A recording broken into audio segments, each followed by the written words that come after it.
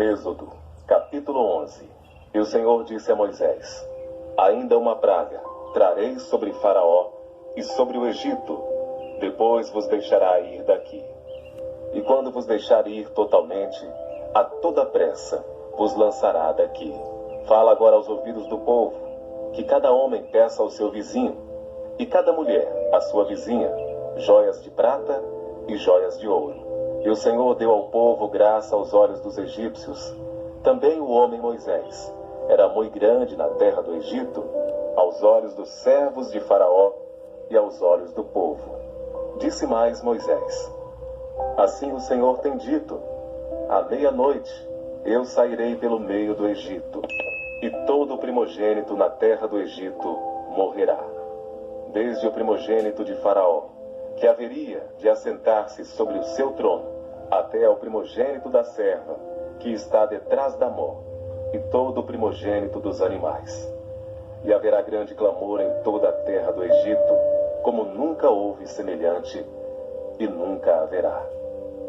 Mas, entre todos os filhos de Israel, nem mesmo um cão moverá sua língua, desde os homens até os animais, para que saibais que o Senhor fez diferença entre os egípcios e os israelitas. Então, todos estes teus servos descerão a mim, e se inclinarão diante de mim, dizendo: Sai tu, e todo o povo que te segue as pisadas, e depois eu sairei. E saiu da presença de Faraó, ardendo em ira. Então eles eram amados e protegidos também pela deusa Pitá, a deusa da vida. Então os primogênitos dos faraós não eram, na verdade, mortos por causa dessa deusa, né, Pitá, e também contavam com a proteção de Amon-Ra. Né? Essa praga ela aconteceu mais ou menos, né? Se tem um estudo teológico que fala que essa praga ela veio a acontecer mais ou menos um ano depois da primeira praga. Quando a gente começa a ler a Bíblia e a gente vê essas pragas acontecerem, parece que foi questão de semanas ou meses, né? 2 meses. Eu lembro que quando eu li pela primeira vez, parecia que isso aconteceu tão rápido, né? Mas na realidade, desde a primeira praga até essa última praga, passaram-se quase 1 ano, né? Foi mais ou menos por volta de 1 ano. Então essa praga seria a praga dos primogênitos. Todo primogênito morreria nesse dia. Mas como Faraó acreditava que o seu primogênito era protegido de Amon-Ra, ele não se preocupou. Seu coração se endureceu e ele ali estava tranquilo. Enquanto isso, os israelitas, Deus pedira a eles para que eles sacrificassem um novilho, né, um cordeiro, e colocassem na porta, nos umbrais da portas e janelas, eles pintassem com sangue, e em todas as casas, porque toda casa que tivesse essa mancha de sangue, esse pintar de sangue nos umbrais das portas e janelas, o anjo da morte chegaria diante daquela casa, veria o sangue e não entraria, ou seja, a morte não entraria dentro de casa.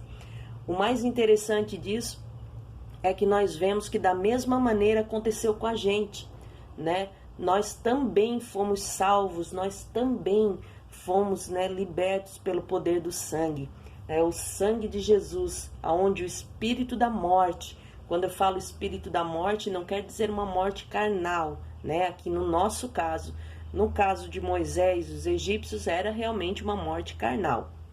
Mas nos nossos dias de hoje, trata-se de morte espiritual. Se nós estivermos com a marca do sangue, né, se nós trouxermos sobre nós a marca do sangue de Jesus, né, que foi sacrificado por amor a nós, nós com certeza não teremos essa morte espiritual. Nós teremos sim a vida eterna com Ele.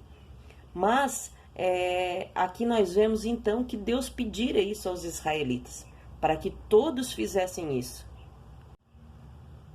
E assim, quando o anjo da morte passou, olhou para aquele sangue na porta, ele não entrava naquela casa. Diferente já da casa dos egípcios.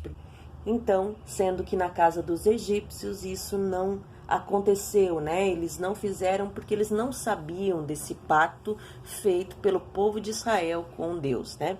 Então, na casa dos egípcios houve muita morte, todo primogênito morrera. Mas nós vamos continuar a leitura para ver o que acontece a seguir. O Senhor dissera a Moisés: Faraó não vos ouvirá, para que as minhas maravilhas se multipliquem na terra do Egito. E Moisés e Arão fizeram todas estas maravilhas diante de Faraó.